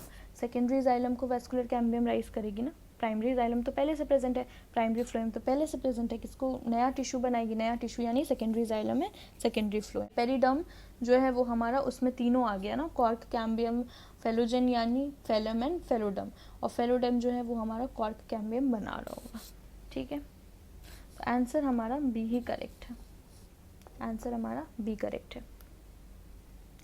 Question number 77, which of the following is made up of dead cell से कौन बना हुआ है? कॉलन काइमा हमारे डेड सेल से बने हैं, फ्लोएम हमारा डेड नहीं है, फेलम हमारा डेड नहीं है, फेलम यानी कॉर्क, जाइलम पेरेंट काइमा हमारा एकमात्र यही तो लिविंग है, तो collenchyma is the right answer. पूछ रहा है रॉन्ग स्टेटमेंट बताओ, रॉन्ग स्टेटमेंट बताओ इन कॉन्टेक्स्ट ऑफ हार्टवुड के कॉन्टेक्स्ट में बताओ कि रॉन्ग कौन सा है। हाईली ड्यूरेबल होता है, सही बात है। वाटर मिनरल्स एफिशिएंटली कंडक्ट कराता है, नहीं, ये कंडक्ट तो नहीं कराता, क्यों? क्योंकि ये डेड होता है, ये कंडक्ट नहीं करा सकता, ठीक है। Comprises dead element with highly lignified walls, ये सही, ऑर्गेनिक कंपाउंड इसमें डिपोजिटेड होते हैं, तो ऑप्शन नंबर बी करेक्ट है। बलून शेप स्ट्रक्चर जिसको हम टाइलोजेस कह रहे हैं, ये कहाँ से ऑरिजिनेट कर रहे हैं? ये मतलब तुमसे कह रहे हैं कि balloon shape structure, balloon shape structure जो होता है जिसको इन्होंने टाइलोजेस कहा, ये किस चीज का कैरेक्टरिस्टिक है? Are extensions of xylem parenchyma cells into vessels. तो देखो ये जो टाइलोजेस होते हैं ना, ये क्या होते हैं, ऑल्दो करना चाहते हो या नहीं, हमारे सिलेबस का है नहीं, वैसे छोड़ सकते हो आप लोग इसको, बट फिर भी मैं बता देती हूँ क्योंकि अब ये क्वेश्चन आ गया है। तो टाइलोजेस जो होते हैं ना, वो क्या होते हैं बेसिकली, जाइलम पेरेन्काइमा जो हमारा प्रेजेंट होता है, जाइलम पेरेन्काइमा जो हमारा होता है, जाइलम के एलिमेंट्स, इसके एक्सटेंशन होते हैं टाइलोजेस। जाइलम पेरेन्काइमा के एक्सटेंशन होते हैं टाइलोजेस, और ये क्या करते हैं, ये वेसल्स में, यानी अगर ये वेसल है ना, अगर ये वेसल है, मान लो ये अगर वेसल है, जाइलम वेसल है, तो ये जाइलम पेरेन्काइमा के एक्सटेंशन होते हैं, ये अंदर की तरफ क्या करते हैं, प्रोट्रूड कर जाते हैं वेसल्स में, वेसल्स में ये अंदर की तरफ प्रोट्रूड कर जाते हैं। ये क्या है, ये टाइलोजेस जो है अंदर की तरफ प्रोट्रूड कर जाते हैं। इसको मैं अलग कलर से बना देती हूँ, ये हमारा टाइलोजेस, ये अंदर की तरफ प्रोट्रूड कर जाते हैं वेसल्स में, और वेसल्स में अगर कोई इंजरी होती है ना, बाद में कोई वेसल्स में अगर इंजरी हो जाती है, वेसल को चोट लग जाती है, तो ये क्या करते हैं, उस वेसल को स्टॉप कर देते हैं वाटर कंडक्शन कराने से, उसको स्टॉप कर देते हैं। क्यों? ताकि फंगल इन्फेक्शन, जो भी पैथोजन की इन्फेक्शन हुई है इंजरी की वजह से, वो फैले ना, उस चीज़ से ये प्रोटेक्ट करते हैं टाइलोजेस। तो मैंने क्या बोला कि ये जो टाइलोजेस हैं, ये जाइलम पेरेन्काइमा के एक्सटेंशंस होते हैं, जो कि वेसल के जो चैम्बर्स होते हैं ना, उसके अंदर में प्रोट्रूड कर जाते हैं। अगर बाद में कभी वेसल को इंजरी हो जाती है किसी चीज़ की, तो अगर इंजरी होती है तो वो पैथोजन से एक्सपोज हो गया, तो यानी उसमें कोई पैथोजन अगर अटैक कर देता है, तो उस वेसल को ये क्या कर देता है, रोक देता है वाटर कंडक्शन कराने से, ताकि फंजाई या इन्फेक्शन है या फिर कोई पैथोजन का इन्फेक्शन है वो आगे तक ना फैले। इसके लिए ये टाइलोजेस जो होता है बेनिफिशियल होता है। तो यहाँ पे हमारा क्या पूछ रहा है क्वेश्चन, जो बलून शेप स्ट्रक्चर है हमारी टाइलोजेस, ये वेसल्स के ल्यूमेन से ओरिजिनेट करता है, नहीं, जाइलम पेरेन्काइमा से ओरिजिनेट करता है। सैपवुड की कैरेक्टरिस्टिक है, नहीं। एक्सटेंशन है ये जाइलम पेरेन्काइमा का, और ये किसके अंदर एक्सटेंशन है, वेसल्स के अंदर। Option number C is correct, ठीक है। नेक्स्ट है 1 to 4 आपको पढ़ने के लिए कह रहा है, और फिर बता रहा है कि करेक्ट ऑर्डर बताइए, reference to their arrangement from outer to inner side, outer to inner side, ठीक है। तो यहाँ पे तुमसे पूछ रहा है क्वेश्चन नंबर 80 में कि आउटर टू इनर आप अरेंज करो, आउटर बाहर से लेकर के अंदर की तरफ। तो सबसे बाहर में अगर आप देखो तो सेकेंडरी कॉर्टेक्स तो हमारा अंदर आ जाता, सॉरी सेकेंडरी कॉर्टेक्स तो हमारा फिर भी अंदर आ गया, फेलम हमारा बाहर आ गया, ठीक है। सबसे बाहर आ गया हमारे पास फेलम यानी कॉर्क हमारा सबसे पहले बना, इसके बाद हमारे पास आ गया वुड, क्या है, वुड तो हमारा जाइलम है तो अंदर ही आ गया। इसके बाद हमारे पास आ गया सेकेंडरी कॉर्टेक्स, इसके बाद हमारे पास आ गया सेकेंडरी फ्लोएम, एंड देन फिर हमारे पास आया वुड, क्योंकि वुड तो हमारा जाइलम है, वो तो सबसे अंदर में होगा। तो अरेंजमेंट कैसा हो गया, phellem, secondary cortex, secondary phloem and would. Phellem हमारा हो गया 4 नंबर, फेलम है हमारा 4 के बाद सेकेंडरी कॉर्टेक्स यानी 1, सेकेंडरी फ्लोएम यानी 3, एंड वुड यानी 2, यानी 4132, 4132 option number A is correct. Next question, next है आपका पूछा है lenticels are involved in, lenticels कहाँ पे हमारे इन्वॉल्व होते हैं, लेंटिसेल्स हमारे कहाँ इन्वॉल्व होते हैं, फूड ट्रांसपोर्ट में, ट्रांसपिरेशन में नहीं, फोटोसिंथेसिस में नहीं, गैसियस एक्सचेंज में हमारे इन्वॉल्व होते हैं। Age of a tree can be estimated by number of annual rings, option number A is correct. 83 की बात करें, interfascicular cambium develop from the cells of, interfascicular कैसे बनता है, इंटरफेसिकुलर कैम्बियम याद करो मेडुलरी रेस के सेल्स होते हैं जो कि इंटरफेसिकुलर कैम्बियम को फॉर्म कर रहे होते हैं, ठीक है। तो मेडुलरी रेस के सेल्स हैं हमारे जो इंटरफेसिकुलर कैम्बियम को फॉर्म कर रहे होते हैं, मेडुलरी रेस के सेल्स से हमारा इंटरफेसिकुलर कैम्बियम बन रहा होता है। आपको ये पेरीसाइकिल भी तो बनाता है डाइकॉट के रूट में, तो इंटरफेसिकुलर कैम्बियम बनाता है, हम उसे इंटरफेसिकुलर कैम्बियम ही कह रहे हैं क्योंकि वो दो वेस्कुलर बंडल्स के बीच में प्रेजेंट है, ठीक है। लेकिन पेरीसाइकिल के जो कुछ टिश्यू हैं वो वेस्कुलर कैम्बियम का ओरिजिनेशन करता है, ठीक है, वहाँ से वेस्कुलर कैम्बियम ओरिजिनेट होता है। यहाँ पे एनसीईआरटी ये लिखते हैं कि वेस्कुलर कैम्बियम को ओरिजिनेशन करता है, लेकिन पर्टिकुलरली इंटरफेसिकुलर कैम्बियम एनसीईआरटी में हम पढ़ते हैं कि मेडुलरी रेस जो है वो हमारा फॉर्म करता है। तो एक्यूरेट आंसर हम टिक करेंगे तो हमारा मेडुलरी रेस होगा। कॉमन बॉटल कॉर्क, बॉटल पे मत ध्यान दो, कॉर्क किसका प्रोडक्ट है, हमारा फेलोजन का प्रोडक्ट है, ठीक है। नेक्स्ट है cork cambium, cork and secondary cortex, collectively हम इनको क्या कहते हैं, periderm. Hardwood differ from sapwood, question number 86 देखिए, hardwood differ from sapwood, hardwood sapwood से कैसे डिफरेंट है, रेज एंड फाइबर्स के प्रेजेंस में नहीं, वेसल्स एंड पेरेन्काइमा के प्रेजेंस में नहीं, having dead and non conducting elements, जी हाँ, हार्डवुड हमारा डेड होता है और वो नॉन कंडक्टिंग एलिमेंट्स होता है, वाटर कंडक्ट नहीं कर सकता, ठीक है। तो हार्डवुड को हम सैपवुड से ऐसे डिफर कर सकते हैं।